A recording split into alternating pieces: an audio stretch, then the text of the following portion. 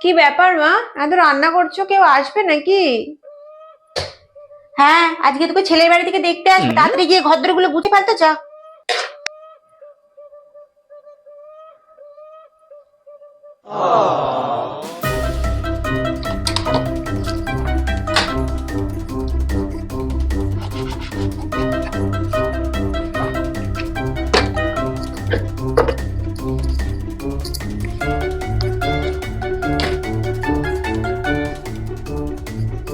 মা, আমি রেডি।